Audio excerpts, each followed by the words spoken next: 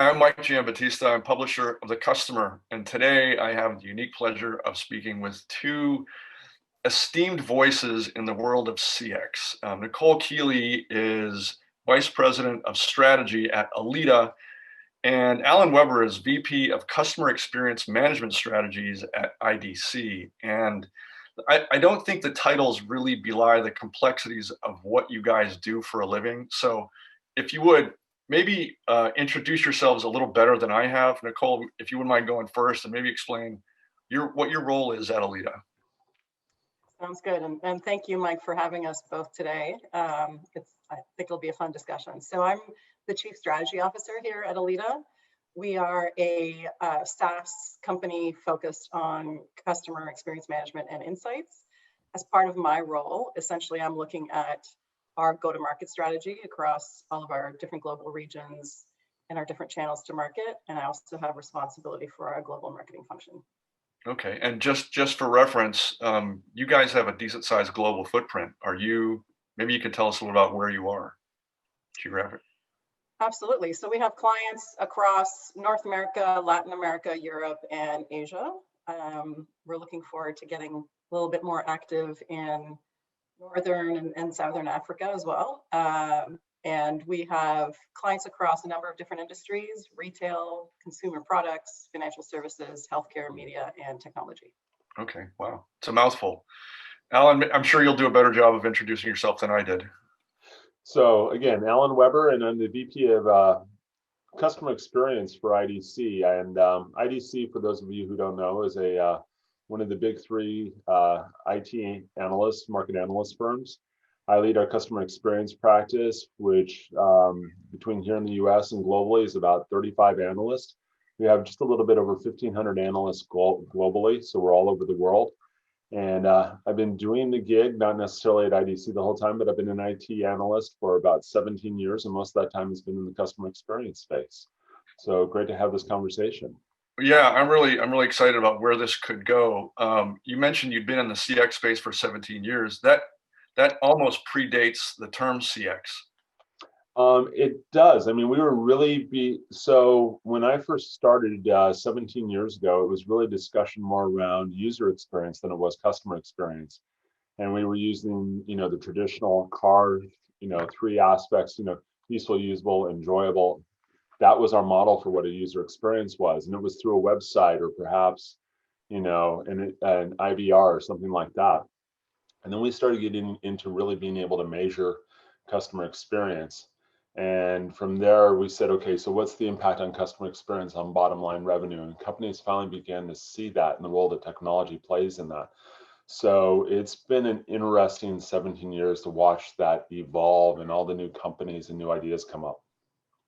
So I'm really interested to hear eventually in this conversation where you see the biggest issues and hurdles in the current world of CX. But I think maybe we have to get there first and talk about what, if we can, in a big picture way, what the evolution of CX has looked like from a client standpoint. Because it's one thing for service providers such as Alida or analysts such as IDC to identify these issues, but it's a whole nother ball of wax to get the corporate world to understand the value of those solutions. So what's that been like, kind of enlightening, if you will, the corporate world on what CX can bring to the table and what its bottom line effects are? Nicole, you probably have some perspective on that.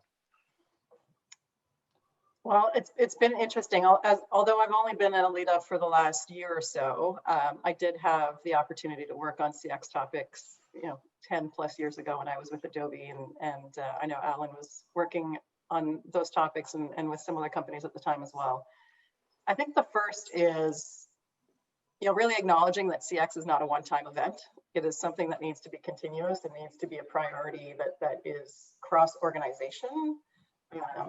In order for it to be successful, right? You can assign one person to be in charge of CX, but they're going to be set up to fail unless the rest of the organization is aligned and also kind of sharing in the accountability for the results and the success.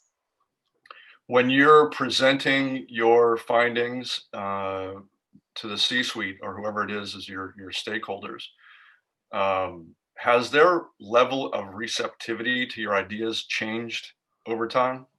I would say it has for sure. It depends on the organization. Generally, the clients that we work with that have seen the best results are those that have kind of this customer centricity as a core part of their DNA and their brand values.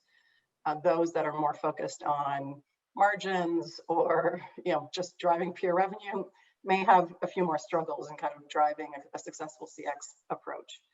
But in general, what's been interesting is that there's certainly more people kind of coming to the table when we're having those C-suite conversations, and it's gone beyond the CMO or the head of CX or the head of customer success to certainly the CEO and also other functions in the company. Alan, what's your experience there over all the years? Oh, well, customer experience used to be really easy when it was just a little donut shop in the middle of a small town of nowhere, Colorado, Kansas, and everybody knew everybody. So, that was a simple customer experience. And as we've grown, as technology has grown, it's become much more complicated. Initially, rightly or wrongly, CX was the purview of the CMO. And that's not the case anymore. I think that's one of the biggest changes that has happened within customer experience is that, yes, the CMO or the chief sales officer is still a very important part, but customer experience reaches from the very beginning of any interaction with a client, say advertising or marketing, through sales, commerce, implementation, customer support, all the way to the end. I mean, it's all customer experience now, and especially when we're looking at building loyalty. So it's not just the CMO, but it's kind of fascinating. Some of our research has shown that beyond the CMO, the other two roles that are really interested in this are the two roles that really see end to end on the corporation. And that's the CIO and the CFO. CIO is interested in the technology and how all this is going to go together because let's just be honest, customer data is everywhere in an enterprise. The CFO is interested because they're looking at the bottom line and they know we've proven this now. Not just IDC, but multiple companies, multiple studies have proven that a better customer experience leads to a better bottom line. So I think that's been the big shift that I've seen and really the role that technology plays in it. I think one of the hard parts about today is that everybody says they're a CX company when it comes to technology vendors, but not everyone really is. Right. There seems to be some sort of, it's a cultural difference. And you can't really put your finger on it, I think, in a lot of ways. There are some very few hard metrics to say we are a true customer-centric company. Yeah, I mean, we use NPS, and it would probably take me a couple of days to go through all the issues statistically and mathematically with NPS, but right now it's the best measure we have, and it's still not a good indication. You can have a good NPS score and not be a good customer-centric company. Right. You can have a really poor NPS score, but be a really good customer-centric company. And so the correlation's not direct there, but we're getting better. Things are getting better. In your interactions with the corporate world, who typically owns CX? And then the real question is, who do you think should own CX? Generally, it's the CMO. I mean, one of the issues you get into is when everybody owns CX, nobody owns CX. And a lot of times you'll hear, a CEO say that we're responsible for customer experience. And that's all beautiful, great, and good, but it doesn't really work out that way. So a lot of times, if there's not somebody who's specifically a chief experience officer or chief customer officer, which we're seeing more and more of in these corporations, it's the CMO who owns it. But the other thing that's really interesting is that, again, we're starting to see in the C-suites of some very large companies, CFOs actually taking ownership. And along with the CIO, and why this happens is because a lot of CX initiatives, when they begin, start in a line of business, marketing, sales, wherever it may be. that's year one, maybe year two. By year three, the budget and the management and the maintenance of that has switched over to the CIO or the CTO, and the CFO takes a much bigger role in that at that point. So I would love to say that there's one person, one throat to slit when it comes to customer experience, but there's really not. It's we're in a kind of a dynamic right now that's shifting. And I think what's going to end up happening long term is you'll see a lot more CFOs responsible for customer experience. Interesting. Interesting. Does that jive with your experience, Nicole?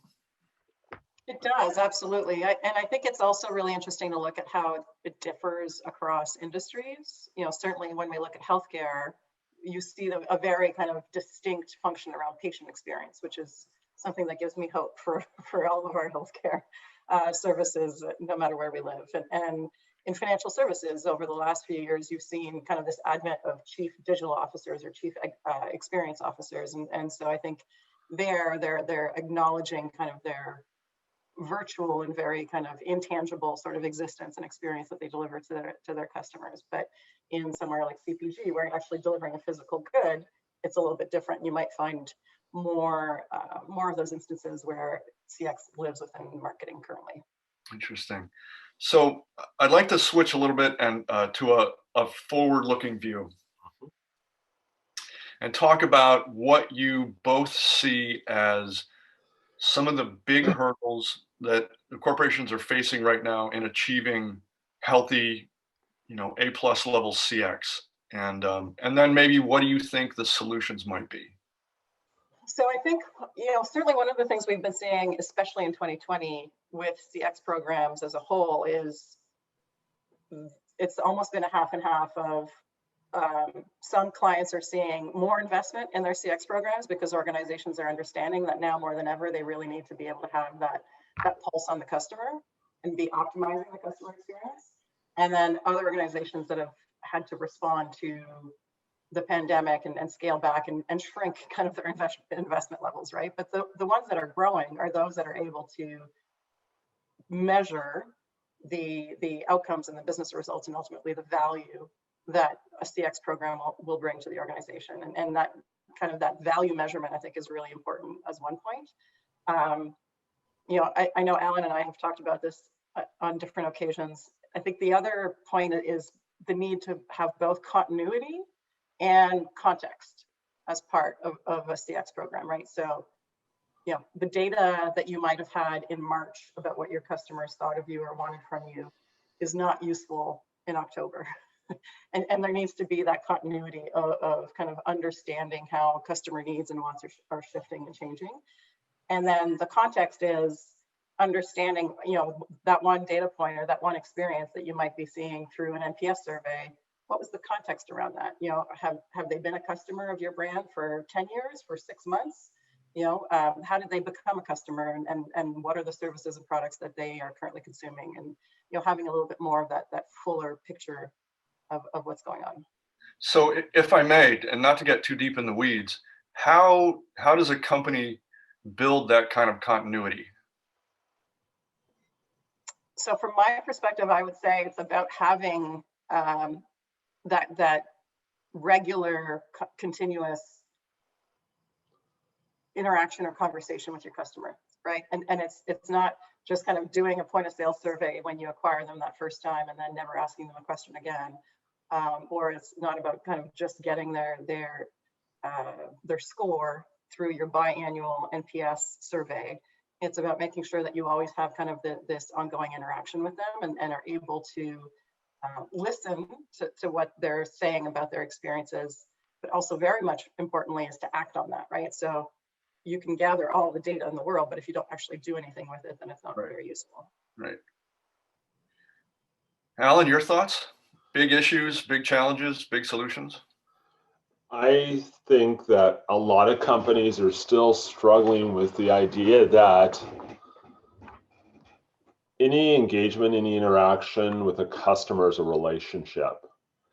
And in the true sense of a relationship, there's information being shared, there's transference of emotions, things like that. And this is one of the messy parts about technology is we're getting into the emotional space. So I think a lot of companies really fail, and I believe, based upon the data that I've seen and the research we've done, that this is especially true coming out of COVID right now, is there's a lot of companies that just said, okay, hey, we're fine with our customers. And guess what? COVID came along, exposed their digital underbelly. They're not fine with their customers. And so there's a relationship that needs to be there. And the foundation for that relationship, and let's just be honest, customers that we would love for them to just be a static entity aren't. They're an enigma. They're constantly changing.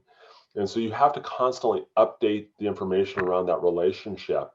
And so if I look at that and say, what are the big issues?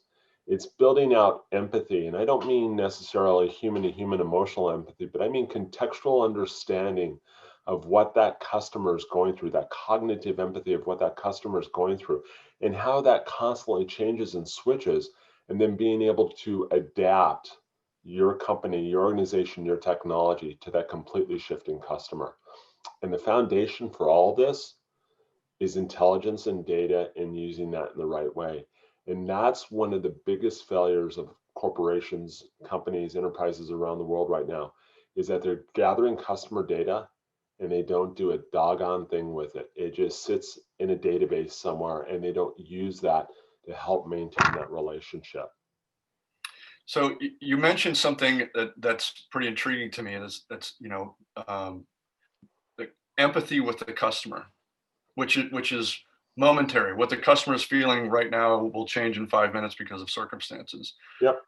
So when I've spoken with other CX professionals, one of the challenges they all seem to face, and I think they're maybe on the precipice of some solutions here, is like how do you do that at scale?